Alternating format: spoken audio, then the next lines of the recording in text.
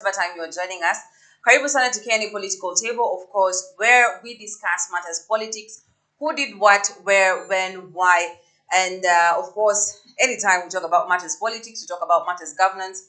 We never fail to ask the question: how much money was spent, how much money will be spent, or how much more or less is the taxpayer going to spend? And today I am joined by Emmanuel Bosire, as well as a guest. I'm just going to let him say hi to the people and introduce himself before we get into the agenda of the day. Karibu sana.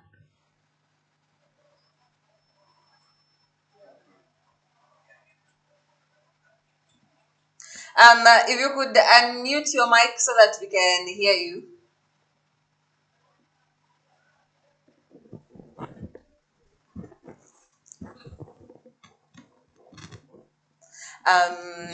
But as we try to solve that, I'm going to introduce him. His name is Arasa Makori, and of course, is going to help us understand or get more knowledge as well as a glimpse of what is happening currently in our country, Kenya. Now, of course, over the past week, we have seen a lot happening.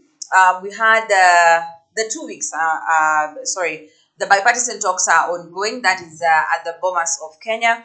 And of course, we know that a committee was formed in order to try and get or come to a common ground on how to solve matters or issues that are happening in Kenya.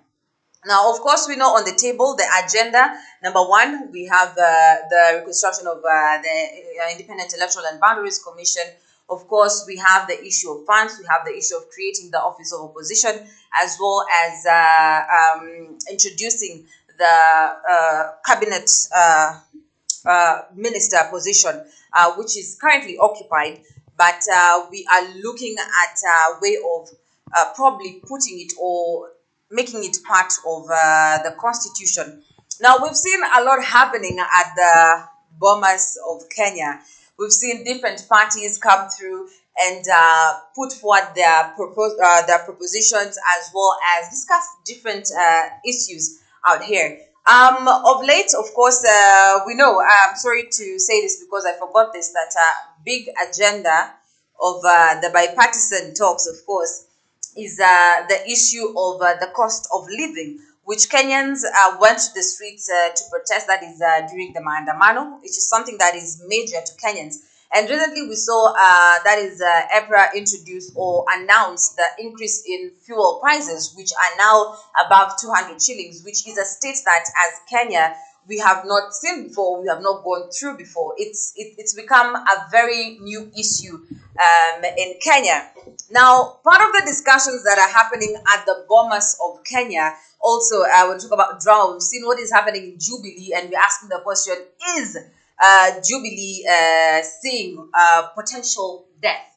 The same thing we've seen with the party leaders, that is from the UDA team. Some are for the bipartisan talks, some are saying it's a waste of time, some are against the bipartisan talks. That is what is currently happening at the Bomas of Kenya. Now, something interesting that came up also was the issue of reducing the number of constituencies in Kenya, as well as scraping off some political seats. And I don't know if I could ask the two of you a question in regards to the reducing the number of constituencies in Kenya, for example. Is it something that you would advocate for, or ni kitu ambao kama Wakenya tunapaswa kusema inayo ni ndoto? Personally, I will not agree with the reducing of constituencies. Now that we have a higher population, with increase in high population of Kenyans, we expect representation to be high again. So to me, to reduce the number of constituencies will be under representation of Kenyans. What about you, Arasa? What are your thoughts on reducing the number of constituencies that is in Kenya? Is Kenya overrepresented?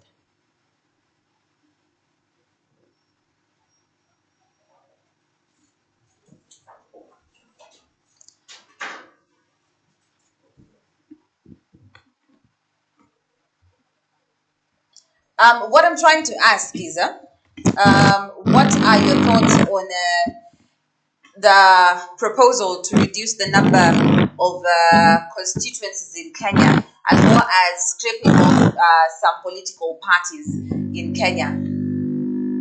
Are we overrepresented?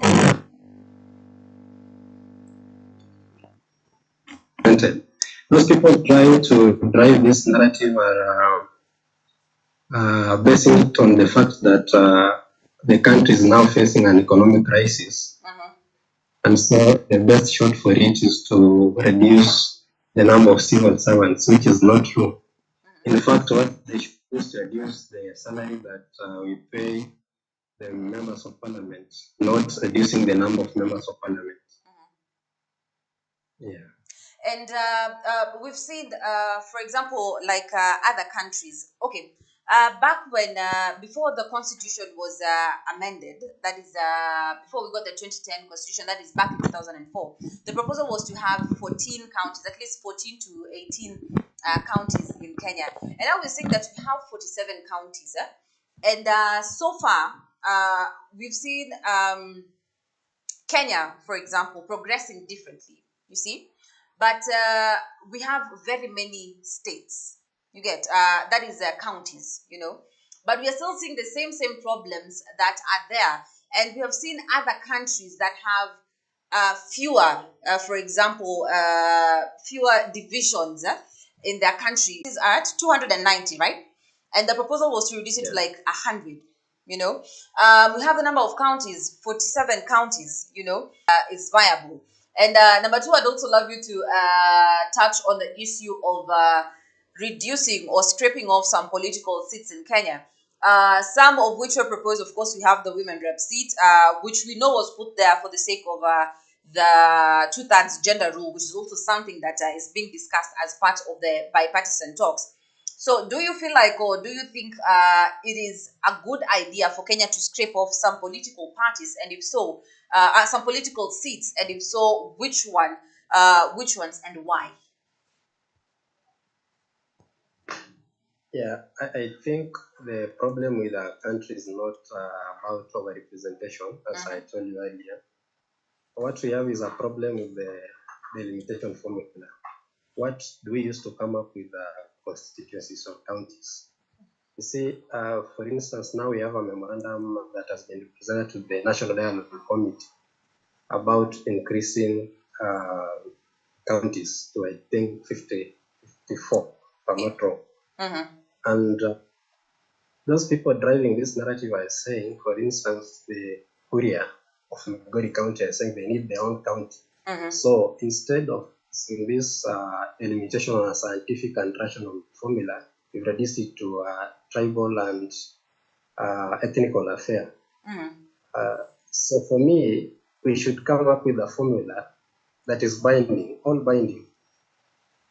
And the problem we have with our country is that we are spending more, and the value for the expenditure is not being seen.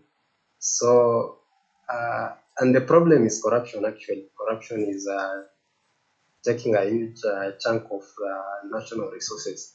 So it's upon the national institutions that we have in place to fight this corruption and ensure that the development that they deserve. Again, instead of thinking about reducing the number of constituencies, because the person proposing the reduction of these constituencies to 100 is looking at it from the perspective of the monies going to these constituencies.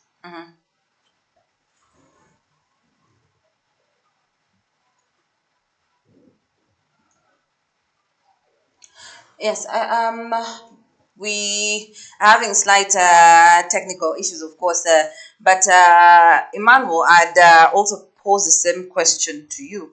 If we would scrape off, or if we were to scrape off some political seats, what political seats do you think should be frontline of this particular mission? That is, if the proposal is actually accepted. To remove the constituencies No, or seats. yeah, some political seats that need Which to be seats stripped should off. be removed? You know, these seats, they complement each other. Like the seat of the senators, they are the one to oversight the governor. So to say that we are going to remove senators, so meaning the governors are not going to have someone to oversight them. To say that we are going to remove women reps, we are going to affect the two-third gender rule. To say that maybe we want to reduce the number of constituencies, we're going to have a very big problem again, even in unity for some communities, because this one will break again the unity that has been existing. You know, IBC, at times by giving out constituencies and counties, they also consider security and unity of a particular community. So by breaking down some units of leadership, in most cases, they tend to bring disunity, even more worse. So to me, I don't see if I can prioritize any, because to my understanding is that these political seats, majority of them, they complement each other. One cannot work without the other, as we've just seen. Yeah.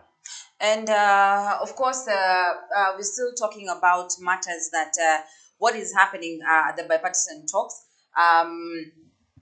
And like today, yeah, that is the 2nd of October, right? We had a proposal as well to, number one, open the servers, that is for the 2022 general elections, because according to Amos, he stated that, no, not Amos, my apologies.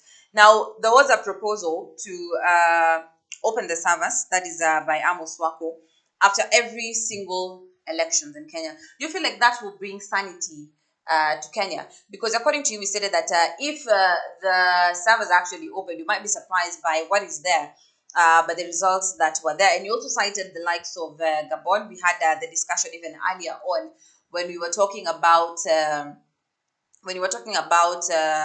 Ask Siasa, the same thing that happened to Gabon. We saw a coup happened, and the servers were opened. And when the servers were opened, we saw that the president who was the elected president. Thank you for joining us again, Arasa. We're sorry for the connection issues. So I think I'll let you continue with what you're saying before I pose the next question that we are currently discussing. Yeah, so as I was saying, our problem is not the number of constituencies or counties that we have currently.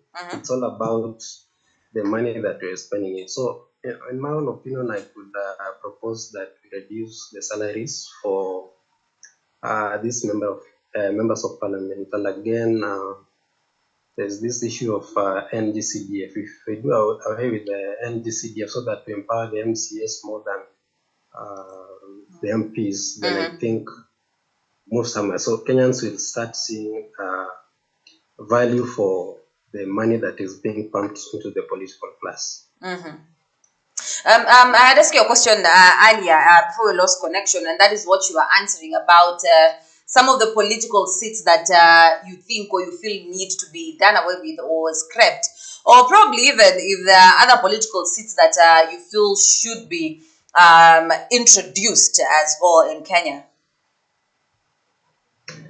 Yeah, one of the political seats that should be scrapped of is the women rep position, because we cannot force ourselves to have a certain gender parliament, because at some point I'm looking at this from a perspective that at some point we'll have more women in parliament and less men.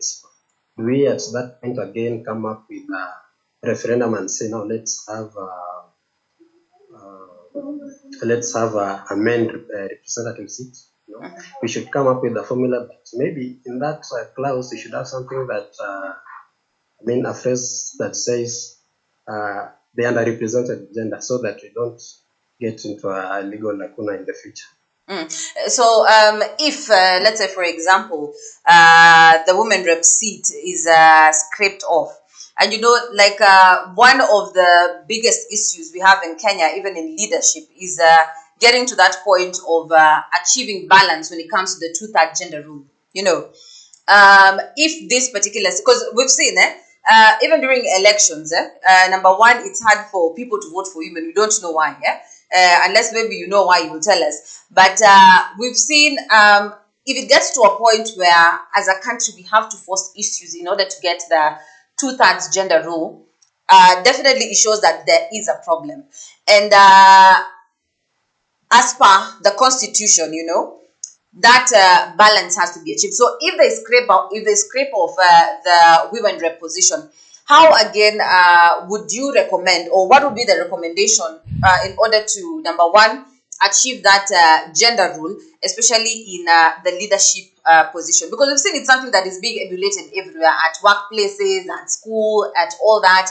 But now when it comes to leadership of Kenya, we've seen female presidents come up wanting to vie, and the number of votes is really wanting, and I'm 100% sure, if we look at even a state like Kenya, if we decide that you are going to vote for a female leader for a certain position, it becomes a very tricky affair. If a man was to also be put in a woman rep position, when you are, for example, like voting, most probably watapigia huyu mwanaume kura. So if they scrape away the women rep seat, how again is Kenya, or how again is the leadership supposed to achieve that two-thirds gender rule? Yes, so the two-thirds gender rule was incorporated to our constitution together with this whole women rep thing that we're discussing today. So having to scrap it off means you should also scrap the two-thirds gender rule. Yeah. In my own opinion, I think what we're doing is forcing people to have women leaders, and force is in all ways not a tenet of democracy. And so what we should do is to make it possible for these women to ascend to positions of leadership, not to force ourselves to have them as leaders. Emmanuel, is that something that you think can work in Kenya? Yeah, it's possible, because it's possible from the other side. We've seen it in Nakuru County, whereby the women rep, the governor is the woman. Majority of the MPs in Nakuru County, they are female, and adding to them another woman rep. So it's possible. We have female governors, we have female MPs who went to election ballot and were voted in. But from the other side, again, depending on cultural practices and where you come from, what my friend Arasa is trying to say is that with democracy, you don't force someone. With democracy is whereby you come out and bring your interest, and you're being voted in or out. But when we brought out the two-third gender rule in the constitution, by even adding more forced seats, that this one must belong to women, actually now that's the challenge. Now what if men, we say, now want a seat representing men? But you guys are many. No, we don't go this way, that now that you're majority and you are lying to me. How can the number of men be more than female? The number of female always is higher than men. Yeah. So we are Except in leadership. We are the most endangered very soon in the 21st century, and we need something to be done on us. But again, it's very much possible if we have a culture whereby even the female feel it possible for them to come up and contest for various political seats. It's when to bring it, and other countries have done it. So we cannot say that in our country you cannot be able to do that. Yeah. Arasa, I feel like there's something that you want to say. Yeah, I fully agree with Emmanuel, and I just wanted to give an example of a country that has got a good percentage of female representation in parliament, and that is Rwanda, just our neighbor here in East Africa. See, what Rwanda has done, which we should emulate, is that they have an affirmative action rule that is warranting at least 30% of representation, not in elective positions, but in decision-making organs for women. And you see, when you empower women and girls from these decision-making organs, like in boards, in schools, and in such areas, eventually, the long-term net effect is that they will ascend to positions of power through election, but not having it in the constitution. It's like just forcing us. You must have this gender in parliament. It's against our will. Let's be honest. And again, you see, we have a position called women representative, but it's a majority of men who vote for these women. No. Wrong, you know. And we talked about female leaders coming up. We saw the likes of Martha Karua vying for a seat. That is a presidential seat. And of course, that brought about that feeling of now women are waking up. But in real sense, women have been there. We've seen the likes of, even we come from far, the likes of Akina Wangari Maathai, who've come up and shown that women can lead. Now, we have a recent party who stated that 2027, we might be seeing her in the presidential ballot papers, and that is Sabina Chege. Do you guys, Emmanuel as well as Rasa, feel like Sabina Chege is a viable candidate to lead Kenya? As a president, that is. Becoming a president is not 1+1. Let's see the history of those who come up into political seats. First, Jomo Kenyatta had to struggle so long. He had to be even imprisoned, becoming the prime minister, being released again, comes to become a president. Daniel Moi had to become a vice president for Jomo Kenyatta. Had to understand what's being done in State House. So you must be within State House for you to know what's being done, and getting enough resources that's going to help you. When I mean resources, I mean even human resource. I don't mean even monetary. You can have money, but without people, you cannot be able to lead. So you need to have, let's see, Mwai Kibaki. He had to work under Jomo Kenyatta, working under Daniel Moi, is becoming the president. See, Uhuru Kenyatta, he had to be born in the State House, understand what Daniel did, Kibaki is doing, is becoming the president. We have to see what William Ruto is doing. He was brought up by Moi, he grew up, worked under Moi, is working under Mwai Kibaki. They're working together with Uhuru Kenyatta. He's not becoming a president. Now, for Sabina Chege, it's too far to say that she can make a president, because she does not even understand what procedure is done in State House. She does not know which corner of State House that this thing is being done. When is she going to go all parts of the country to market herself? So for you to do all this, you must be either very vibrant in one of the political parties. Now you see her Jubilee is not in a swaswa. Now it will be very difficult unless, again, someone now brings her as maybe the running mate, as we saw Azimio do with Raila Odinga taking Martha Karua to be the running mate. But it's not going to be easy for her, and for any female lady to come out and become a president very soon. Arasa, I'm seeing uko na maoni mpwito.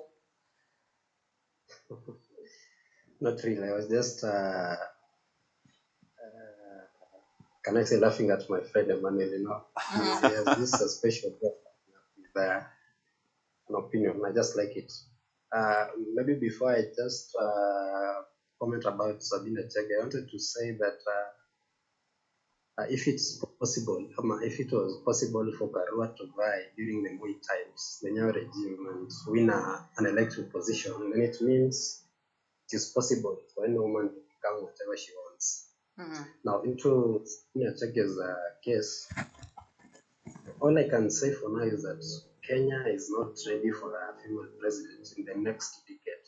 Let's give it a span of 10 years. It will take more than just a press conference like what Sabina Chege did to become president, because for you to become president, you need at least 3 things to propel you to State House. It's not an easy journey. First, you need resources. You'll be astonished to learn that these politicians use large chunks of money, let's say billions of money, to campaign for the presidency. Then number 2, you need network, both locally and internationally. and then you need support. So I just think, with all due respect, that Sabina Chege is a toddler when it comes to Kenyan politics. You know, you can tell from how she's rose from the ranks of a woman rep to where she is currently. You know, she literally ran away from seeking a second term in Muranga, and then opted to make it to parliament. So for her to say that she wants to be the first female president of a great republic, I think she's just trying to be relevant in politics. But she's not serious at all. Yeah, she's not serious at all, and she cannot make it. I don't think whether she can in the next 20 years now. Just increase it by one more decade. I don't think she can. Let's be realistic. But it's good. It's good to try. Yeah, but 20 years, we might be shocked kwa sababu siasa ya Kenya nayo it shocks us every single day. Now, Emmanuel actually mentioned something when we were taking a look at the history of those who have led Kenya. You know, you are either a deputy president or you are under someone else. You know, talks have it out here that the deputy president, that is Rigathi Gachagua, is also trying to create a field for himself come the next general elections, for example. And tumeona pole pole. Okay, we've seen what the president is currently doing. Is trying to lure in or bring in the Azimio strongholds by visiting them, by starting projects there as well, of which that is part of his work or his responsibilities as a president. But now, you know, when you're asking the question of who, just to divert a little bit, of who will be or who will succeed William Samoei Ruto, when we look at now the history of either you are of the system, born of the system, or you have gone through the system itself, is Rigathi Gachagua fit for running or fit to replace Ruto or to take over after Ruto? Is he someone that we can say can lead the country into, or can lead the country as per what, let's say, the President William Ruto is going to leave? Kama ni 2027 akipata cheo tena tuende mpaka 2032, then we probably see Rigathi Gachagua taking over. Because we are sincerely asking ourselves the same question, because even we see as the bipartisan talks are going through, we know, and the deputy president has been very vocal that he's not into the talks, or he does not support the talks. There's also like that division between UDA. So just on a light note, is Rigathi fit to succeed Ruto? I think any of you can answer. We can start with you, Arasa. Yeah, so about this Rigathi issue, I think the first thing that we should acknowledge here is that William Ruto demystified the Kenyan politics landscape, because to so many people, he was not, or he's not supposed to be president, but the way he says who is God, God is not a human being, he's not the president. So in this game of politics, anything can happen, especially if it's in Kenya. So for Rigathi Gachagua, he can even surprise many people. But in my own opinion, I think him ascending to the presidency, it depends on two things that are not so far from us in terms of time. Number one is about this issue of merging parties with the affiliate parties of Kenya Kwanza, the UDA. This might go wrong, and if it goes wrong, already William Ruto is the president. So the person to lose in this is Rigathi Gachagua. Maybe the new the new number two in Kenya Kwanza could end up being Musalia Mudavadi. Who knows? Or even the third in command current, Papa Aroma. But another litmus test for Rigathi Gachagua is the consolidation of Mount Kenya We have Jubilee A and Jubilee B, the one led by Uhuru Kenyatta and the other one led by Sabina.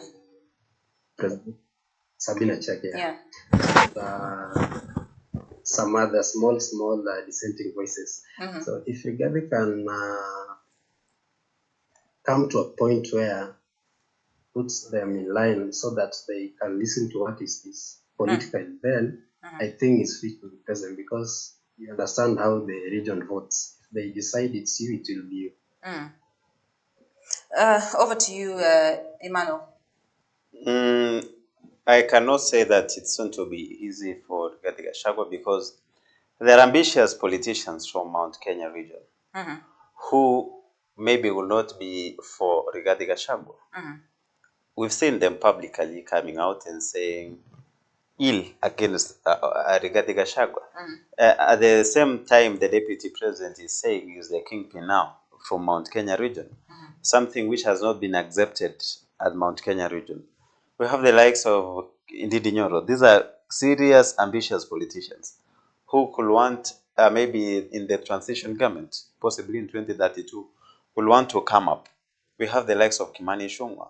We have many leaders. We have people from Mount Kenya region who are against Rigathi Gachagua. But from Central, they always tend to have some unity, actually unity in their side. You never know. They are too unpredictable. And to them, they don't produce someone from mapema mno venye mnatarajia. Who knew Uhuru Kenyatta can become a president? It's last minute that you saw him. In the 2022 general elections, who believed that Rigathi Gachagua can become the deputy president? Nobody believed, and at the end they decided to support it. So unlike other communities who prepare their own person, mapema sana anajulikana, anaanza kupigwa mambo ya kisiasa, unapata last minute ashapiwa for long, ana ile finishing power. But when you bring someone in the last minute whom hajajulikana sana mabaya yake, unapata kwamba inamkalia rahisi kupita. Kwangu for Rigathi ni kazi, ni mlima. Itakuwa kazi. And of course, we're still going to talk about presidents. And we've seen, for example, in the past 1 year, the presidential seat or the presidential position is something that is very powerful. And we've seen most nations go into war because of the presidential seat. The presidential seat is powerful enough to cause instability that is in a country, as well as cause stability, peace, or havoc in a country. And that is what, as Kenya, we have been experiencing for the previous general elections that have been happening in Kenya. When you look at Mwai Kibaki's era, when you look at Uhuru Kenyatta's era, and now it's Ruto's era, still 1 year past the elections, we are still talking about matters elections. We are still talking about Fungua Sava. We are still talking about what to do with the IEBC. We're still talking about the high cost of living. We are still talking about Mr. President this, Mr. President that, which shows that this is a very powerful position. And elections are something that is key, something that is very important in a nation. Now, we've also seen different countries go into coups. We have Tunisia, we have Gabon, we've seen Nigeria, all because of this presidential seat.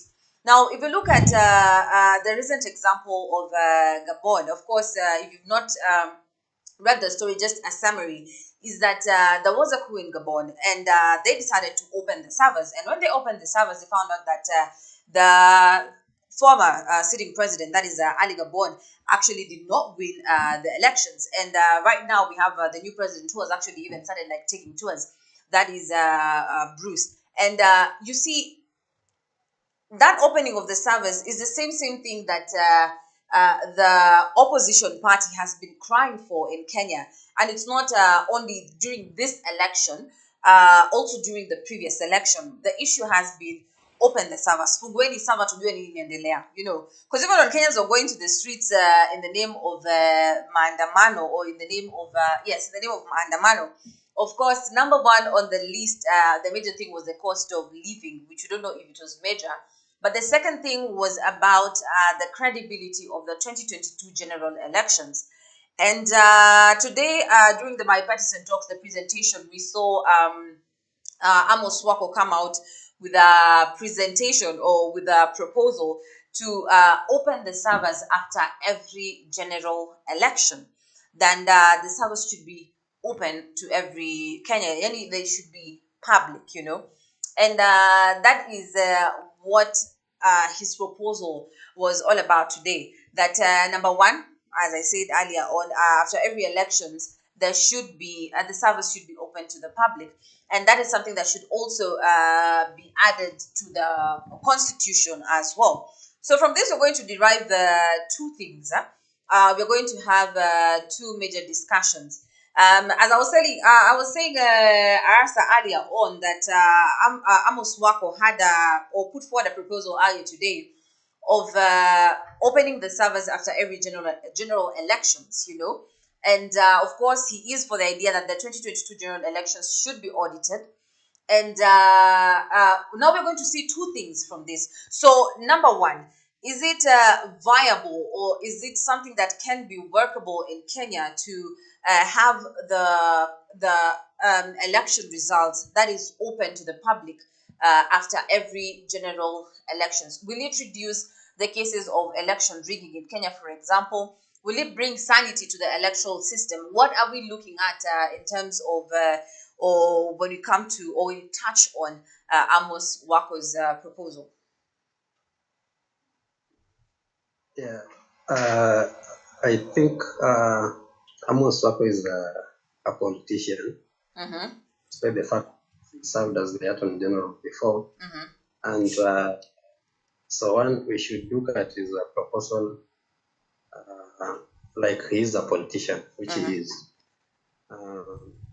But again, whatever he's saying is not absolutely bad, because what is it in this service that is not being put into the open so that people can have a look at it and know, let us put this 2022 issue to rest.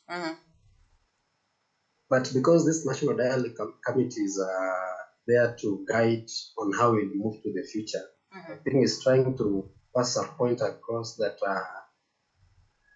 we should have the 2027 servers to the public, open to the public, so that we don't have this rankles over and again that, oh, my votes were stolen, because you cannot even open the server so that we can audit. But for us to have this faster, the issue of the servers, because it's been there since 2013, it came 2017, and now 2022 is here, and then again 2027, it will not be solved, it will be here with us again. Can't we use Kenyan technology to manage the elections? Because to the Western world, or to the West, the equal West, Kenya is posing as a technological advanced country, terms of what invented the M-Pesa and the likes, so many things in terms of mobile money and likes. But when it comes to election, we import the technology, and again, it is the main reason why we have political differences, which can escalate actually to political violence. So in my own opinion, I think what these politicians, especially those from the opposition, should do is to propose that we use Kenyan technology, which we can audit ourselves, because now you cannot go to another jurisdiction and order, like the Supreme Court was unable to order or to force the technology provider to open the servers. What it can just do simply is just to simply ask them to do it. Whether they do it or not, it's up to them. So we should have Kenyan technology used in this election, so that the servers are here in Kenya, so that when we go to the Supreme Court in a presidential petition, if there will be any, we're not being told that the servers are, those people manning the servers are now asleep. It cannot be open because we'll be attacked. I'm not a cyber attack or what. I'm not so well versed with these technology things, but I think these politicians should call for use of Kenyan technology. And again, at all, this is the issue that is causing problems every time. Then we should have it in law that If you don't open the servers, you're a criminal. You should be charged in a court of law and maybe be imprisoned.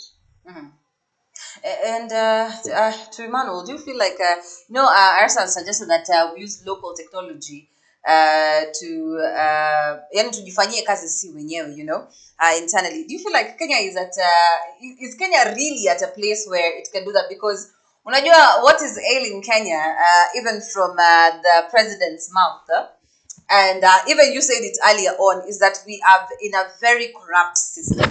And I mean digitally corrupt, physically corrupt in every single way. Is it something that as Kenya we can manage, or do we need international invention, especially when it comes to such huge issues? Because we've seen a lot of people lose their lives because of election results as well. We saw what happened in 2007, and it's all because of the presidential election results. That is the major cause. Do you feel, as Kenya, are we ready to do that ourselves, or do we need like the international invention? Majority of African countries were consumers of the internet what's being made. Tell me one firm that you can give or allocate that job to. I have none in mind right now. So Kenyans and many African countries, we tend to consume what's being made outside there. Majority of the services. So to say that we can reach to a point, and if we can create one, then as a country, then the issue that time will be, this side must be biased. Maybe if the selection, you find out that maybe the chairman comes from Central, and the other side will say, no, you put on your own person. So the reason, again, we go for foreigners is that to act on as a fair play. Before they're given that job, the two parties, or all the parties participating in the elections, must agree with one particular firm. So they must have an agreement and say, we are going to use this and this to man our elections. So I don't think if as a country we can be able to have one here in our country. Yeah. And so still on issues elections and still on issues bipartisan talks, we've seen proposals coming in, including the 5 elements that are being discussed, or that they're part of the discussions happening at Bomas of Kenya. And all of them are rooting, or they're going, or they're showing one direction of the constitution being amended in order to, number one, fit some of the proposals that are there. Because if we look at the office of the Prime Cabinet Secretary, it's an office that is not there constitutionally, if we look at creating an office for the opposition, the same issue. And this also begs the question to Kenyans. Of course, we are looking at next month, that is November. The bipartisan talks will have come to an end. The final proposal will have been submitted. Are we seeing Kenya going to a referendum?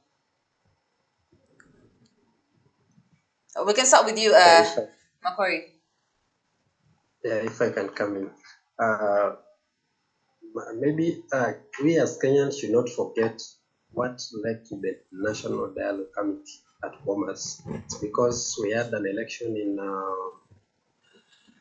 August of 2022. Then the election results was disputed. It landed to the Supreme Court. One party was not did not agree with the Supreme Court ruling.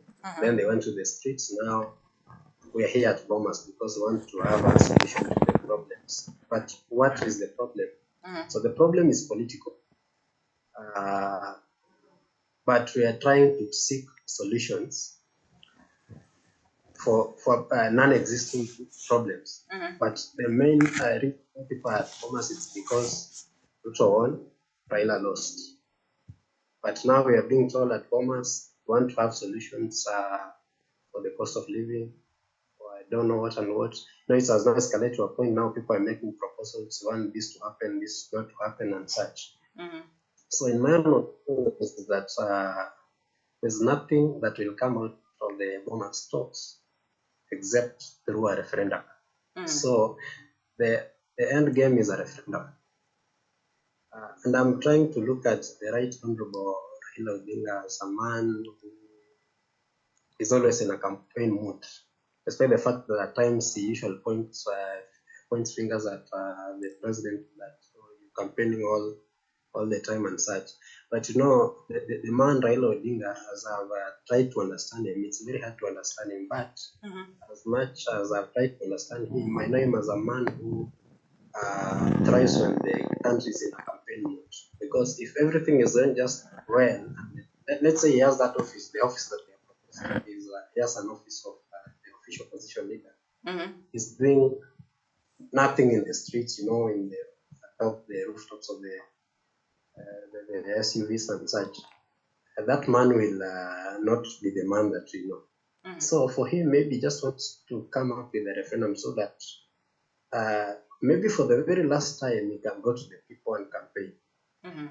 And that one can come through the National Dialogue Committee.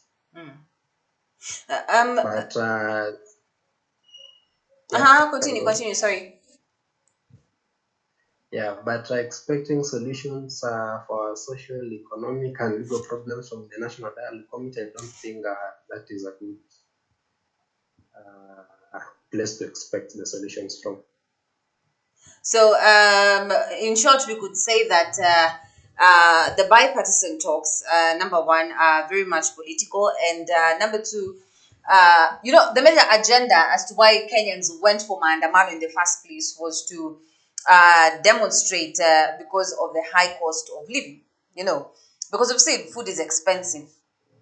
Recently, as we've seen also, fuel prices have risen up. Every single morning you wake up, a new taxation has been introduced. And that is what, number one, of course, Kenyans thought led to the bipartisan talks. But according to the statement that you made, if I am not wrong, correct me if I'm wrong, is that Wakenya, like we as Kenyans, for example, or Kenyans are not going to see any changes when it comes to the cost of living anytime soon if they're relying on the bipartisan talks to actually be a solution to that particular problem. Am I on the right page? I disagree with you because the reason as to why people went to the streets was to say how they are dissatisfied with the loss of Raila Odinga in the elections. So to make it look more appealing, they had to kind of marinate the issue of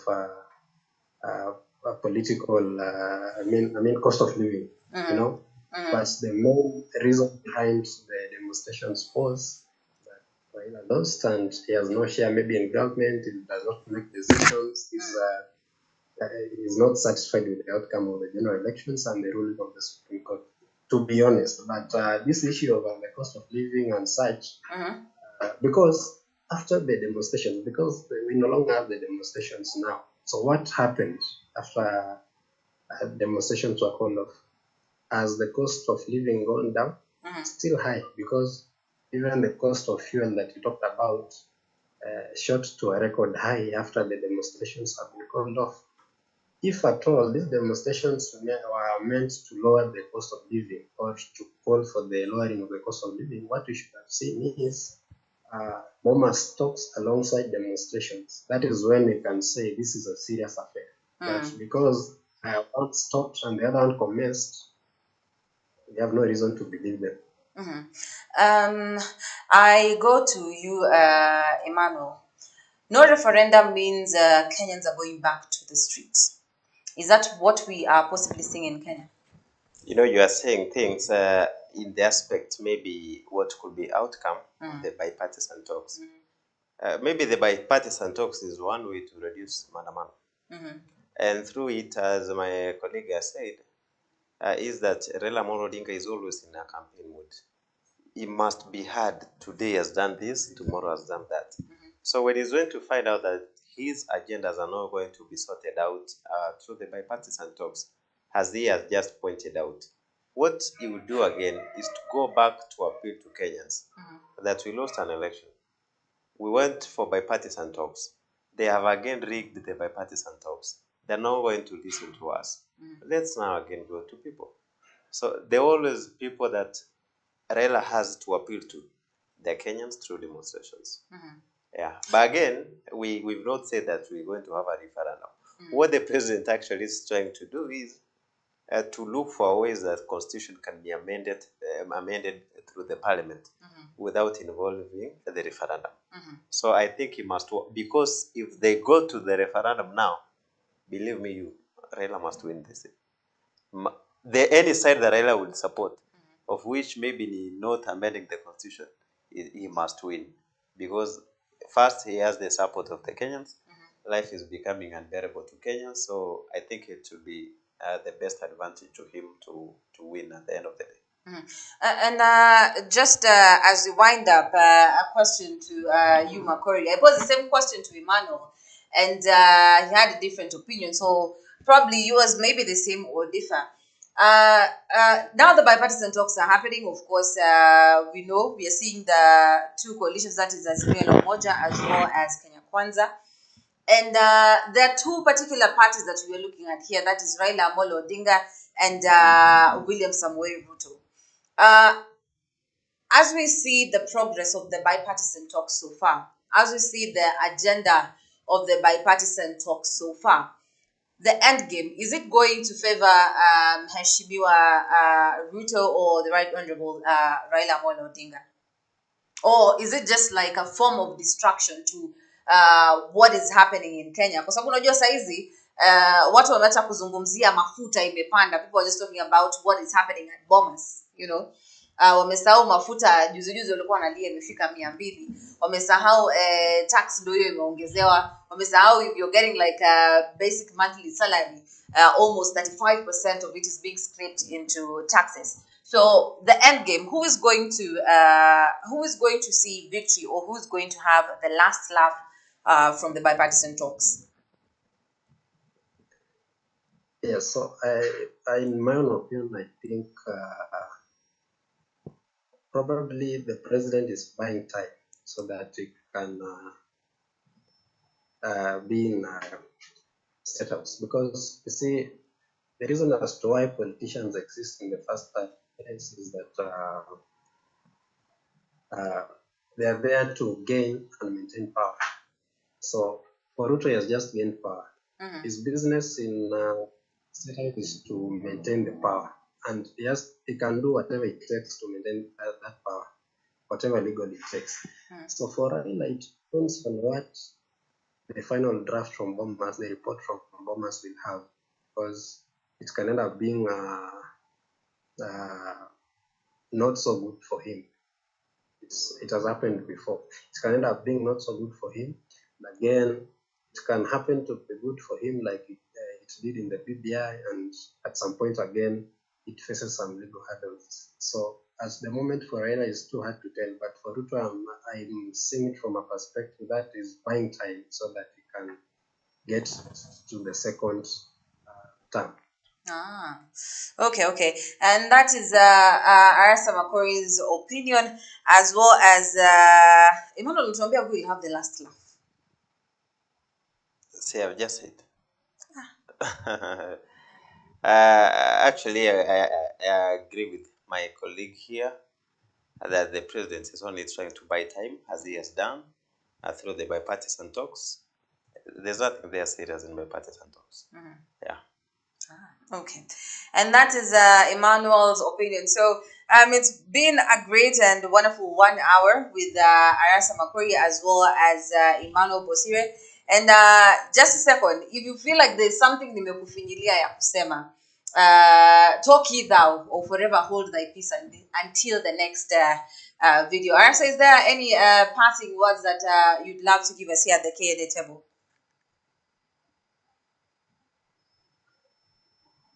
I have nothing much to say unless you have a question for me, but I just wanted to talk about this dialogue that is happening at Bomas. I think as a country, it's good to talk. There's a problem, it's like a family. It's good to sit down and have a conversation. But for the conversation to succeed, it must be guided with some sense of honesty and values. But I don't think the Bomas talks are guided by some honesty, because these are two opposing teams. We don't have a neutral figure in those talks, so it will be hard to reach on a consensus. But all in all, we're praying for peace in our country, because we saw what happened in 2008. So we do not like to go back there. Again, we hope that through these talks, because ours is just to analyze. We never know what will happen. It could be wrong, it could be right. We hope that they'll come up with solutions to our problems, most of the political problems. I don't think we have any socio-economic problems. So if they come up with a solution to the political problems that we face as a country, then I think we'll be good to as a country, because we need to get out of the global south and move forward. The rest of the world is moving forward and we're left behind. And you just said those sentiments and reminded me of Mheshimiwa Wafula Chebukati's tweet that Yalipita. We should be focusing on different things right now. Emmanuel, do you have any parting shot before we close? No, I don't. Tungoje November sasa. Oh. Thank you so much, Arasa Makori, for joining us, as well as Emmanuel Bosir for joining us on the KNA political table. Of course, we know that the bipartisan talks ziko mpaka November na tutazizungumzia hapa, tuzichambue hapa before we see what the next phase is. We've seen parties come out, the likes of Jubilee, yes, the two sides of Jubilee come out with their proposals. We've seen those who've been in the system before, the likes of Akina Amos Wako, coming in and also giving out proposals, and people asking the question, you have been in the seat before, you have been in power before, why didn't you make these changes before? We have seen the proposal to increase the number of counties to 54. We've seen the proposal to reduce the number of constituencies because Kenya apparently is overrepresented. We have seen the talks that are talking about should we create an official opposition seat. We have seen talks about should how to go about the two-thirds gender rule. We have seen talks about how to bring sanity or to restore sanity to the Independent Electoral and Boundaries Commission. And of course, we are seeing more of these talks happening. And that is what we talk about right here at the KNA political table. What is happening in the matters politics, what is happening in matters governance, what is happening in your area. And as usual, the comment section is always very much open. Welcome to you to give your opinion. Yes, it's valid, as well as even suggestions of what you'd like us to talk about. And also, if you'd love to join the KNA political table, on the comment section below, just say you would love to join the KNA political table, and we'll reach out to you, and you will be part of our discussions come the next video, and also future videos, as well as future episodes. So from right here at the KNA political table, we're saying peace, love, and unity prevail. And we'll see you in the next edition.